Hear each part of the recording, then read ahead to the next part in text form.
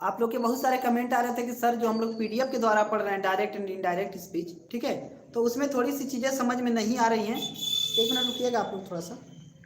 चलिए, तो वहाँ पे कुछ चीज़ें समझ में नहीं आ रही हैं, तो उन चीज़ों को बच्चों हम समझेंगे, ठीक है। उन चीज़ों को हम क्या करेंगे, आज समझेंगे। और आज मैं बिल्कुल आप लोग को शुरू से जीरो से बिल्कुल आप लोग को पढ़ाने वाला हूँ, डायरेक्ट एंड इनडायरेक्ट, ठीक है। तो वीडियो के अंत तक बने रहिएगा और वीडियो को ज़्यादा से ज़्यादा शेयर कीजिएगा दोस्तों में, ताकि इसका फ़ायदा सभी को मिल सके। क्योंकि आज मैं जो आप लोग को पढ़ाने जा रहा हूँ बच्चों, बिल्कुल ही शुरू से पढ़ाने जा रहा हूँ, बिल्कुल ही बेसिक लेवल से आज मैं शुरुआत करूँगा। क्योंकि आप लोग को जो मैंने पीडीएफ के द्वारा पढ़ाया हुआ था, तो उसमें बहुत सारे बच्चे कह रहे सर बोर्ड पे आके पढ़ाइए, तो बहुत सारी चीज़ें ऐसी थी, तो आज मैं बोर्ड पे ही आप लोग को पढ़ाना शुरू किया हूँ। और आज के क्लास में मैं बच्चों आप लोग को पूरा का पूरा जितना हो सकेगा कोशिश करूँगा ज़्यादा से ज़्यादा आप लोग के क्लासेज लेने के, ठीक है। ज़्यादा से ज़्यादा आप लोग को समझाने की कोशिश करूँगा और बिल्कुल शुरू से। तो सबसे पहले बच्चों डायरेक्ट एंड इनडायरेक्ट स्पीच या नरेशन क्या होता है उसको समझेंगे बच्चों, ठीक है। क्या समझेंगे, डायरेक्ट एंड इनडायरेक्ट नरेशन किन्हें कहते हैं, ठीक है। डायरेक्ट एंड इनडायरेक्ट नरेशन किन्हें कहते हैं वो चीज़ हम समझेंगे। चलिए, तो यहाँ पे लिख रहा हूँ मैं आप लोग का डायरेक्ट एंड इनडायरेक्ट, ठीक है बच्चों, डायरेक्ट एंड इनडायरेक्ट नरेशन।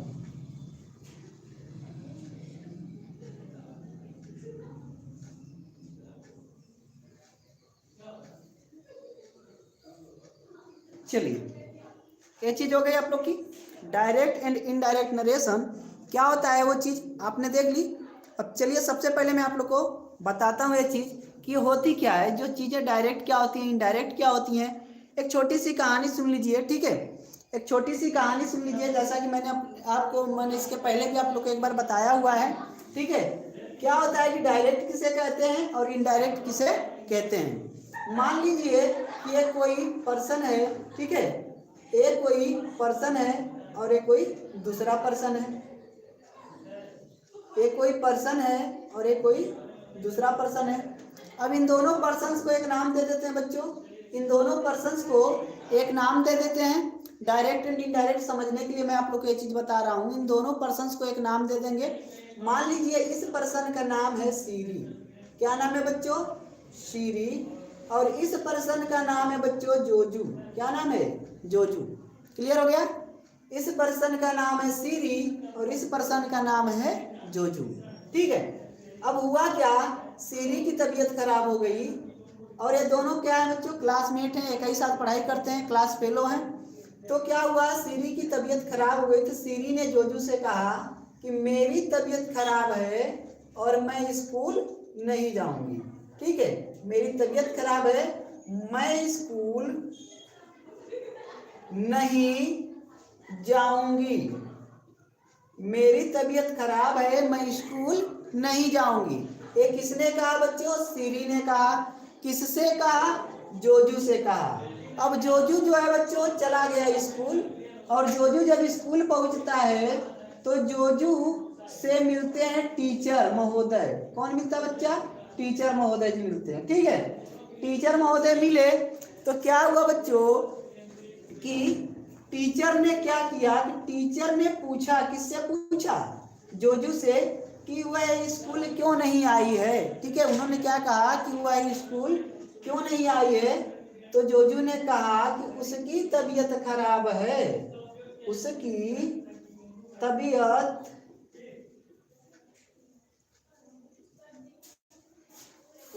तबीयत खराब है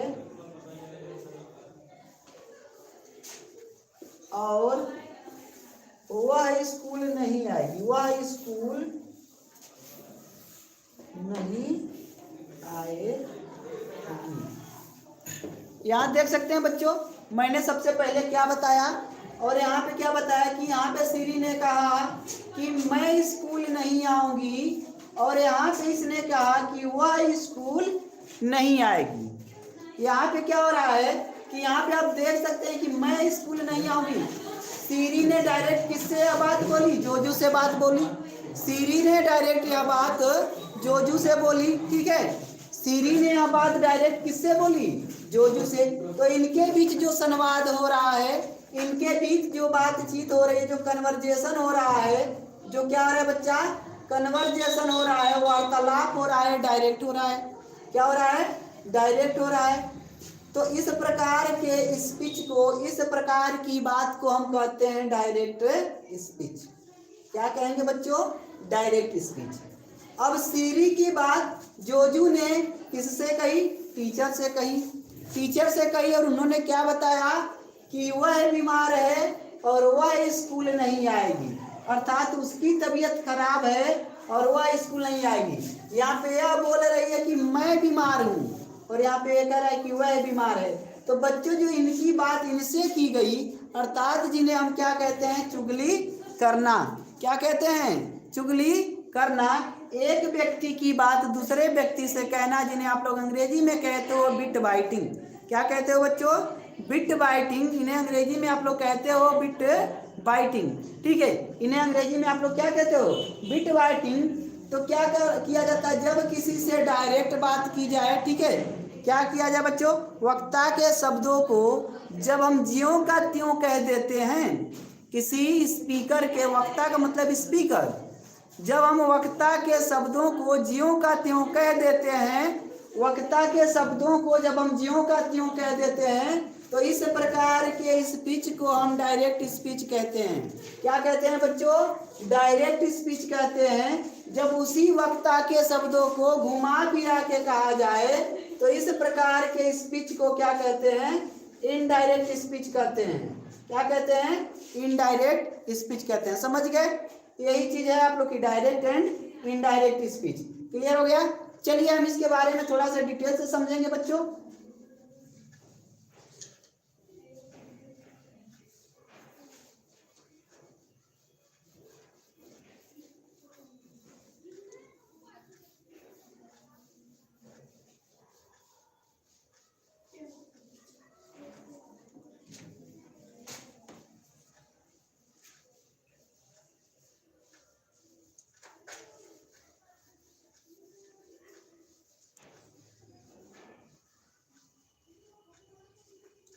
ठीक है, चलिए तो आप लोग क्या करेंगे? सबसे पहले इस चीज को समझेंगे कि डायरेक्ट नरेशन किसे कहते हैं और इनडायरेक्ट नरेशन किसे कहते हैं। क्लियर हो गया?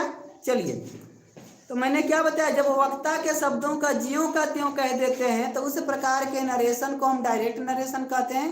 जब उन्हीं की बातों को हम घुमा फिरा के कहते हैं, तो उस प्रकार के नरेशन को क्या कहते हैं?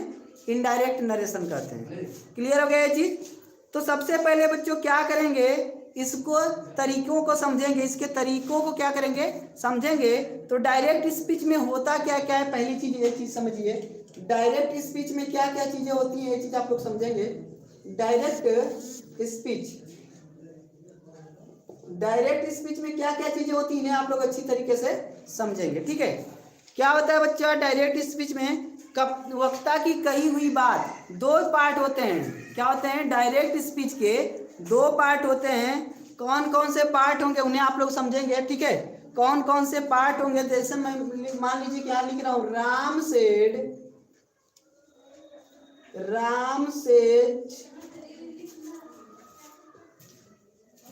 I am reading a book. Ram said I am reading a book. ठीक है, Ram said I am reading a book. ये बच्चा आप लोग का। चलिए, तो यहाँ पे आप देख सकते हैं कि जो आप लोग का क्या है, डायरेक्ट स्पीच है। इसके दो पार्ट हैं। एक पार्ट तो यह जो इन्वर्टेड कॉमा के पहले का है, तो इसमें यह वाला पार्ट जो सेज है, जिसने बताया है, किसने कहा है, इस वाले पार्ट को आप लोग कहते हैं और रिपोर्टिंग वर्ब। क्या कहते हो इसे? रिपोर्टिंग वर्ब कहते हो बच्चा। क्या कहते हो? रिपोर्टिंग वर्ब कहते हो। और दूसरा वाला पार्ट यह जो कि इन्वर्टेड कॉमाज के अंदर है, जो कि इन्वर्टेड कॉमाज के अंदर है, यह वाला पार्ट आप लोग का जिसमें है बच्चा इन्वर्टेड कॉमाज के अंदर, इसे कहते हैं रिपोर्टेड स्पीच। क्या कहते हैं? Reported speech. क्या कहेंगे इसे? रिपोर्टेड स्पीच कहेंगे, ठीक है। तो रिपोर्टिंग वर्ब, रिपोर्टेड स्पीच, दो पार्ट हुए बच्चा। किसके दोनों पार्ट हुए? यह दोनों पार्ट हो रहे हैं आप लोग के डायरेक्ट स्पीच के। किसके हैं बच्चों? डायरेक्ट स्पीच के। क्लियर है? जहां भी चीजें आपको समझ में ना आए आप कमेंट करके पूछ सकते हैं, वह चीज हमसे। क्लियर हो गई? चलिए, अब यहाँ पे आपने समझा बच्चों कि रिपोर्टिंग वर्ब किसे कहते हैं, रिपोर्टेड स्पीच किसे कहते हैं। क्लियर हो गया? अब इनको बनाने के नियम समझेंगे। क्या समझेंगे? बनाने के नियम। अब देखो, डायरेक्ट स्पीच हो गया। अब क्या करेंगे? डायरेक्ट से इनडायरेक्ट में परिवर्तन के नियम क्या क्या होते हैं, वही चीज हम सारी चीजें समझेंगे। क्या समझेंगे? डायरेक्ट से इनडायरेक्ट स्पीच में, डायरेक्ट से इनडायरेक्ट नरेशन में बदलने के नियम क्या क्या होते हैं, इन चीजों को हम क्या करेंगे? समझेंगे। बहुत ही आसान सा होता है बच्चा, बहुत ही आसान सा नियम होता है इसका। सारे नियम्स को आप लोग ध्यान से रखिएगा। सबसे पहले बच्चा जो है आप लोग का कॉमा होता है, ठीक है, ए वाला और ए वाला, रिपोर्टिंग वर्ब और रिपोर्टेड स्पीच को आपस में ऐड करने के लिए किसी एक कंजक्शन की आवश्यकता होती है। कंजक्शन की आवश्यकता होती है। कंजक्शन दैट यूज होता है बच्चा, लेकिन यह कंजक्शन दैट सिर्फ और सिर्फ दो सेंटेंस में यूज होता है। पहला सेंटेंस असर्टिव सेंटेंस। कौन सा बच्चा? Assertive sentence. दूसरा सेंटेंस आप लोग का असर्टिव के बाद क्या पड़ता है? Exclamatory sentence. Exclamatory sentence. यही दो सेंटेंस हैं बच्चों जिसमें डायरेक्ट से इनडायरेक्ट स्पीच में बदलते समय हम कंजक्शन दैट का प्रयोग करते हैं। ठीक है, किसका प्रयोग करते हैं? कंजक्शन दैट का प्रयोग करते हैं। क्लियर हो गया ये चीज? चलिए, यदि यह चीज क्लियर हो गई बच्चों, तो अब क्या करेंगे? देखिएगा, सबसे पहले कभी भी इनडायरेक्ट स्पीच बनाते हैं तो इस कॉमा को हटाते हैं, इस डबल इन्वर्टेड कॉमा को हटाते हैं, और वहां पे सेंटेंस के अनुसार जैसा सेंटेंस होगा, यदि सेंटेंस असर्टिव का है तो दैट लगाएंगे, यदि सेंटेंस एक्सक्लेमेटरी का है तो दैट लगाएंगे, यदि वही सेंटेंस आपका किसका हो गया बच्चा? इंट्रोगेटिव का हो गया तो दूसरा चीज लगाएंगे, ऑप्टेटिव का होगा तो दूसरा, इंपरेटिव का होगा तो दूसरा। तो ये अलग अलग चीजें हम यूज करते हैं। क्लियर हो गई? चलिए, यदि यह चीज क्लियर हो गई बच्चों, तो आइए शुरू करते हैं इसको समझना। ठीक है, इसको क्या करेंगे बच्चों? समझना शुरू करेंगे। डायरेक्ट से इनडायरेक्ट में बदलने के जो नियम्स होते हैं उनको समझेंगे।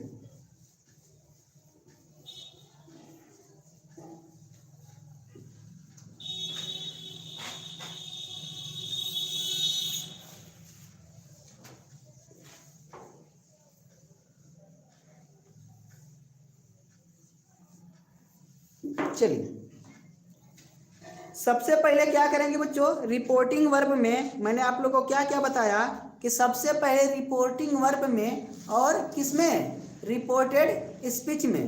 क्लियर है? इनको आपस में जोड़ते हैं तो क्या होगा? सबसे पहले बच्चों क्या करते हैं कि जोड़ने, डायरेक्ट को इनडायरेक्ट में बदलने के लिए सबसे पहला नियम जो होता है, टेंस संबंधी रूल होते हैं। कौन सा होता है? टेंस संबंधी रूल होता है। कौन सा? टेंस संबंधी नियम। ठीक है, आप लोग इस चीज को ध्यान दीजिएगा। कौन सा नियम बता रहा हूं? टेंस संबंधी नियम। ये बहुत इंपॉर्टेंट नियम होता है बच्चों, ये बहुत ही इंपॉर्टेंट नियम होता है आप लोग का। कौन सा नियम? टेंस संबंधी नियम। इसको जब हम समझ जाते हैं तो हमारे लिए थोड़ा सा डायरेक्ट इनडायरेक्ट आसान हो जाता है। लेकिन यदि आप क्लास 10th के स्टूडेंट हैं, क्लास 12th के स्टूडेंट हैं, तो आपके लिए अन्य सेंटेंस को भी जानना बहुत जरूरी है। जैसे कि इंट्रोगेटिव सेंटेंस हो गया, ठीक है, एक्सक्लेमेटरी सेंटेंस हो गया, ऑप्टेटिव सेंटेंस हो गया, लेट का यूज हो गया। सारे सेंटेंस को जानना आपके लिए बहुत जरूरी है, क्योंकि क्वेश्चन वहां से भी बनते हैं। क्वेश्चन वहां से भी बनते हैं। तो सबसे पहले बच्चों हम क्या बता रहे हैं आप लोग को? टेंस संबंधी रूल बता रहे हैं। कौन सा रूल बता रहे हैं? टेंस संबंधी रूल बता रहे हैं। चलिए, तो टेंस संबंधी रूल में क्या होता है बच्चों कि जो आप लोग का टेंस संबंधी रूल होता है, टेंस संबंधी जो नियम होता है, यदि उसमें टेंस हमारा प्रेजेंट में है, किसमें है बच्चा? रिपोर्टिंग वर्ब यदि हमारा प्रेजेंट में है, किसमें है?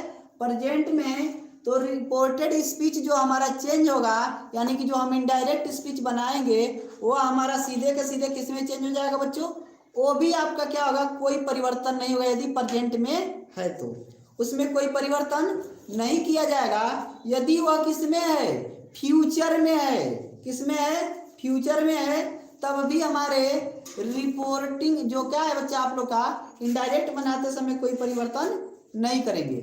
लेकिन यदि वह किस में चला जाए, पास्ट में चला जाए, किस में चला जाए, पास्ट में चला जाए, पास्ट समझ रहे हैं आप लोग ना, पास्ट टेंस में चला जाए तब उसमें परिवर्तन हमें करना होगा। क्या होगा बच्चा, उसमें हमें क्या करना पड़ता है, परिवर्तन करना पड़ता है। तो ये सारे नियम्स हैं। तो आप लोग तैयार हैं, क्लियर है बच्चों, आप सभी लोग तैयार हैं इस चीज को समझने के लिए, क्या है कि जो मैं आप लोग को बता रहा हूँ उस चीज को समझने के लिए तैयार हैं। सबसे पहले आप लोग क्या हेडिंग डालेंगे बच्चों, ठीक है, हेडिंग डालेंगे सबसे पहले बच्चों, कॉमन रूल्स जो होते हैं उस चीज को समझेंगे, कॉमन रूल्स को समझेंगे, क्लियर है, ठीक है, कॉमन रूल्स को समझेंगे।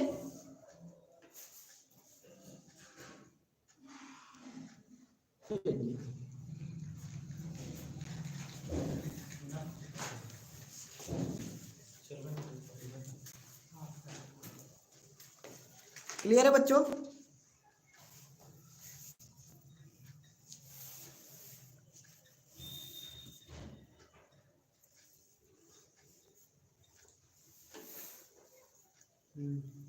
ठीक, चलिए कॉमन रूल्स समझिए। सबसे पहले टेंस संबंधी रूल में मैं आप लोग को क्या बता रहा हूं कि पहला रूल बच्चा क्या होगा, यदि प्रेजेंट में हो, हमारा क्या हो, रिपोर्टिंग वर्ब यदि प्रेजेंट में हो, रिपोर्टिंग वर्ब, रिपोर्टिंग वर्ब यदि वह प्रेजेंट में है, किस में है बच्चा, प्रेजेंट टेंस में है, प्रेजेंट में है, या फिर प्रेजेंट के अलावा किस में है, फ्यूचर में है, प्रेजेंट में है या फिर फ्यूचर में है, तो फिर क्या किया जाता है, इनडायरेक्ट बनाते समय कोई परिवर्तन नहीं किया जाता है। जब आप इनडायरेक्ट इनका बनाएंगे तो इनडायरेक्ट बनाते समय इनमें कोई परिवर्तन नहीं किया जाता है, इतनी चीज क्लियर है, ठीक है। जब क्या करेंगे, आप इनडायरेक्ट इनका बनाएंगे तो कोई परिवर्तन आप नहीं करेंगे। इनके कुछ एग्जांपल्स लेते हैं, जैसे Rakesh says,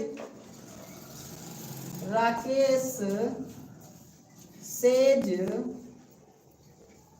says you are a good boy.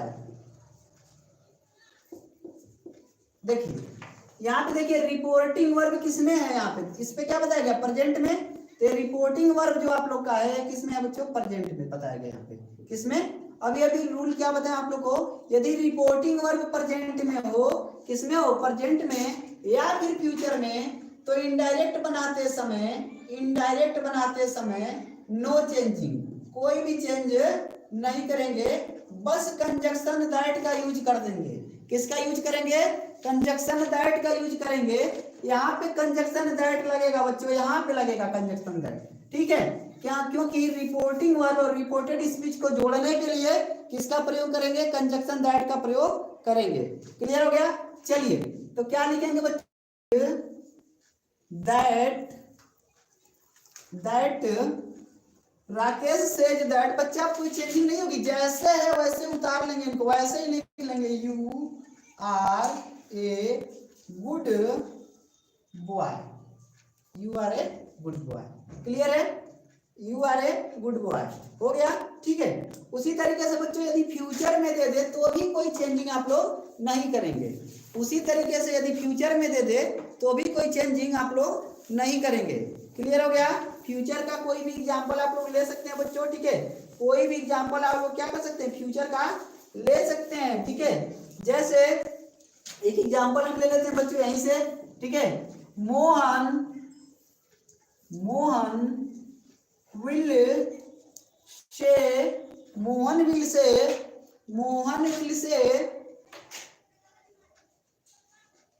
I am reading a book, चलिए यहाँ पे आप देख सकते हैं कि रिपोर्टिंग वर्ब जो है बच्चा, ये वाला जो रिपोर्टिंग वर्ब है आप लोग का, ये रिपोर्टिंग वर्ब आप लोग का किसमें है? यह रिपोर्टिंग वर्ब आप लोग का फ्यूचर में है। किसमें है? फ्यूचर में है। यदि रिपोर्टिंग वर्ब फ्यूचर में होता है तो भी कोई इनडायरेक्ट बनाते समय चेंजिंग नहीं करते हैं। तो क्या बनाएंगे बच्चों? कैसे बनाएंगे? इन्हें कोई छेड़छाड़ नहीं करेंगे, वैसे ही इनको लिख देंगे। तो क्या लिखेंगे? Mohan will say that. Mohan will say that. उसके बाद ये चीज वैसे ही आपकी उत्तर जाएगी। I am reading a book. I am reading a book. Clear है? चलिए, तो बच्चों आई थिंक कि बस आज के क्लास में इतना ही रहेगा आप लोग का, क्योंकि लाइट आप लोग को पता है कि कट चुकी है, और लाइट के कटने के बावजूद हमने इसको क्या किया, कवर किया। आप लोग का फ्यूचर हो गया और आप लोग का प्रेजेंट हो गया। थोड़ा सा आप लोग रिवाइज कर लीजिएगा, और कल से हम लोग क्या करेंगे, इसी के अब जो पास्ट टेंस में परिवर्तन है उस चीज को पढ़ना सीखेंगे। ठीक है, पास्ट टेंस के परिवर्तन को पढ़ना सीखेंगे। तो बस आज की क्लास में इतना ही, मिलते हैं अगले क्लास में। तब तक के लिए धन्यवाद। स्वस्थ रहिए, मस्त रहिए, अपनों के प्यार के साथ, हल्की सी मुस्कान के साथ कर दिखाओ कुछ ऐसा कि दुनिया करना चाहे आपके जैसा। मिलते हैं अगले क्लास में, तब तक के लिए धन्यवाद। खुदा हाफिज, बाय बाय।